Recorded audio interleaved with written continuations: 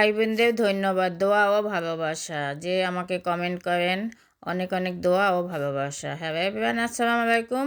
সবাই কেমন আছেন? আপনাদের বোন তো ভালো আছে। নতুন বছরে আমরা আজকে পা দিলাম, আর নতুন বছরে পা দিলে তো আর আলহামদুলিল্লাহ আমার বাবা আসছে দেশ থেকে ডাক্তার দেখাইতে। আমার বাবাটাও নতুন বছর আমাদের বাসায় ছিল। যাক, আমি অনেক খুশি বাবা আসছে। আমার বাবাটা অনেক অসুস্থ, এত পরিমাণে অসুস্থ, ডাক্তার দেখাইতে আসছে। জানি না হায়াত মওত কার কতদিন আছে। আমার বাবার জন্য সবাই একটু দোয়া করবেন, যেহেতু মেহমান আসছেন তো রান্না বান্না করতে হইবে।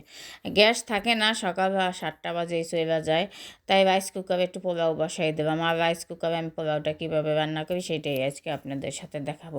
একদম সহজ। আর রাইস কুকারে পোলাও রান্না করাও অনেক একদম কঠিন না, ইজিভাবে হইয়া যায়, আরও সুন্দর হয়, জর্জরা হয়। যাই হোক, আমার পোলাও চাল দিয়ে পেঁয়াজ টিয়াজ দিয়ে এই যে আদা দিলাম, সব গরম মশলা টশলা দিয়ে এখন একটু ভাইজা নেব। আর যাই হোক, পেঁয়াজ বেরেস্তা করছে আর একজনে আমার ঘরের মানুষটা এই রাইস কুকারে, আর আমার পেঁয়াজ বেরেস্তাটা আমার কখনো দেই না। যাই হোক, আজকে করছে এই জন্য একটু দিলাম। আর আমার কাছে পেঁয়াজ বেরেস্তা তেমন ভালো লাগে না, দেশি পেঁয়াজ হইবে তাও একটু ভালো লাগে, ইন্ডিয়ান পেঁয়াজ তো ভালো লাগে।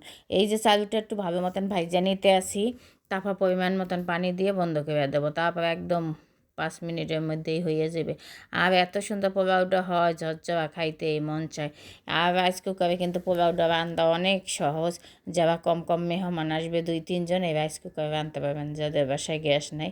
আর রাইস কুকারে তাড়াতাড়ি সুন্দর ঝরঝরা পোলাও হয়। এখানে আমি গরম পানি দিয়ে রাইস কুকারে দিয়ে দিতে আছি। দেখেন, আমার আন্দাজ করে আমি 2 মগ পানি দেব। আর এনে 1 কেজির মতন পোলাও চাল আছে, আমি 2-3 মগ পানি দিয়ে দেব। আপনারা আপনাদের পরিমাণ মতন দিয়ে দেবেন এখানে। আর আমার চালটা অনেক পুরানো, ওই জন্য আমি 3 মগ পানি দিছি, অনেক পানি লাগে। যাই হোক, এইভাবেই আজকে রাইস কুকারে পোলাওটা রান্না করলাম খুব ইজিভাবে। আর পোলাওটা এত সুন্দর হয়েছে, আমি সব মশলাটাই দিয়ে দিছি, লবণ একদম পরিমাণ পারফেক্ট দিয়ে দিলাম। তারপর একটু চিনিও দিয়ে দিতে আসি, আর এই লবণটাও দিয়ে দিতে আসি 3 চামচের মতন।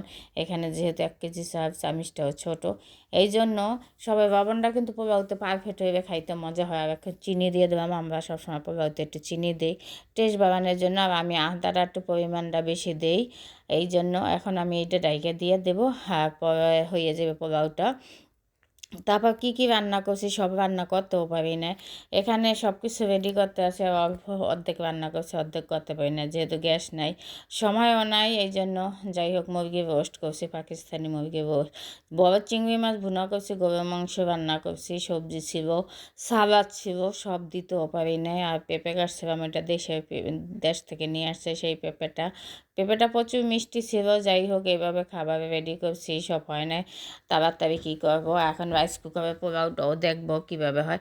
আপনারা কারা কারা এরকম রান্না করেন আমাকে কিন্তু কমেন্টে জানাবেন অবশ্যই। আর আজকে নতুন বছরের খাবার আয়োজন কেমন হয়েছে সেটাও জানাবেন। সাথে আমার সকল প্রিয় ভাই বোনদের নতুন বছরের শুভেচ্ছা। সবাই তো এই নতুন বছরে অনেক কিছুই উদ্ভাবন করছে, ভালো মন্দ খাইছে। তার সাথে আমরা ওকে আর এই দেখেন কী সুন্দর ঝরঝরা পোলাওটা হয়েছে, দেখবে পরান ঠান্ডা হয়ে যায়। এরকম পোলাও কে কে খাইতেছেন কমেন্টে জানাইবেন।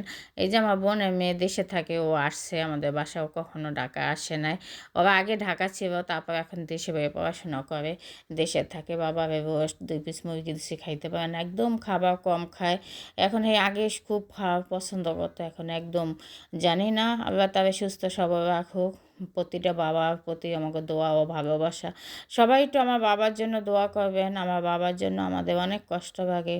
শুধু মেয়েরা তো বাবার প্রতি একটু মায়া থাকে, পৃথিবীতে বাবা ছাড়া আর কেউ নাই। এখন তো বাবা আছে বিধায় আমরা খুব ভালো করি, যখন না থাকবে তখন তো আমরা এতিম হয়ে যাব। আমার বাবাটা অনেক অসুস্থ, জানি না পৃথিবী ছাইরা কোন দিন আমাদের চলে যায়, তখন আমাদের কষ্ট লাগবে। আমার বাবা আমাদের মাঝে থাকুক সারা জীবন, সবাই একটু দোয়া